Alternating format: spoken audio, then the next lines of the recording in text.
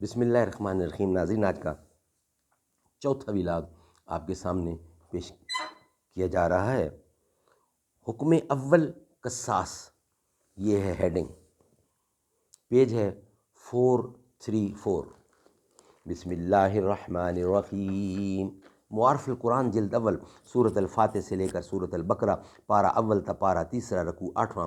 Writer اس کتاب کے مفتی اعظم پاکستان حضرت مولانا مفتی محمد شفیع صاحب رحمۃ اللہ علیہ۔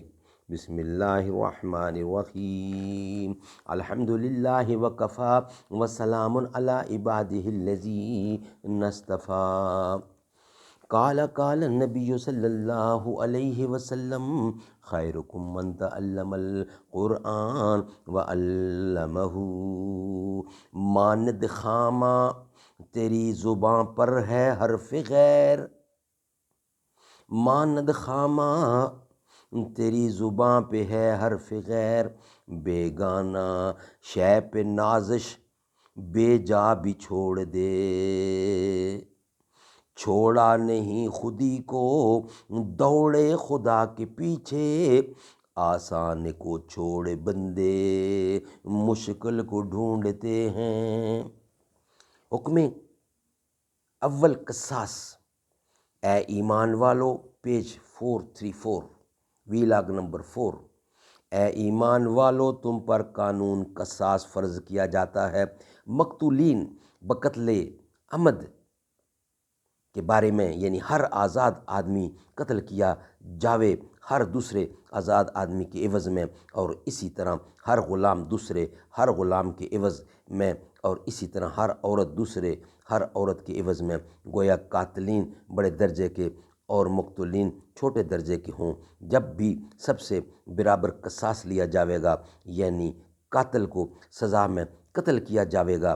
ہاں، جس قاتل کو اس کے فریق مقدمہ کی طرف سے کچھ معافی ہو جائے مگر پوری معاف نہ ہو تو اس سے سزائے قتل سے تو بری ہو گیا، لیکن دیت یعنی خون بہا کے طور پر ایک معین مقدار سے مال بذمہ قاتل واجب ہو جائے گا۔ تو اس وقت فریقین کے ذمے ان دو امر کی رعایت ضروری ہے۔ مدعی یعنی وارث مقتول کے ذمے تو معقول طور پر اس مال کا مطالبہ کرنا کہ اس کو زیادہ تنگ نہ کرے، اور مدعی علیہ یعنی قاتل کے ذمے خوبی کے ساتھ اس مال کا اس مدعی کے پاس پہنچا دینا کہ مقدار میں کمی نہ کرے اور خواہ مخواہ ٹالے نہیں۔ یہ قانون دیت و عفو تمہارے پروردگار کی طرف سے سزا میں تخفیف ہے اور شاہانہ ترحم ہے، ورنہ بجز سزائے قتل کے کوئی گنجائش ہی نہ ہوتی۔ پھر جو شخص اس قانون کے مقرر ہوئے بعد تعدی کا مرتکب ہو، مثلا کسی پر جھوٹا یا اشتباہ میں دعویٰ قتل کا کر دے یا معاف کر کے پھر قتل کی پیروی کرے، تو اس شخص کو آخرت میں بڑا دردناک عذاب ہوگا۔ اور فہیم لوگوں، اس قانون قصاص میں تمہاری جانوں کا بڑا بچاؤ ہے، کیونکہ اس قانون کے خوف سے ارتکاب قتل سے ڈریں گے تو کئی جانیں بچیں گی۔ ہم امید کرتے ہیں کہ تم لوگ ایسے قوانین امن کی خلاف ورزی سے پرہیز رکھو گے۔ ناظرین، یہ تھا آج کا چوتھا ویلاگ۔ انشاءاللہ ویلاگ نمبر 5 کے ساتھ آپ سے ملاقات ہوگی۔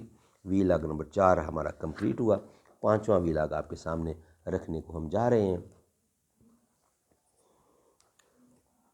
اللہ کا فرمان الم نشرح لک صدرک منسوب ہے جس سے ورفعنا لک ذکرک، جس ذات کا قرآن میں بھی ذکر جلی ہے، وہ میرا نبی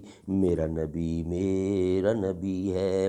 والشمس ضحیٰ، چہرہ انور کی جھلک ہے، واللیل سجا، گیسوئے حضرت کی لچک ہے، عالم کو ضیاء جس کے وسیلے سے ملی ہے، وہ میرا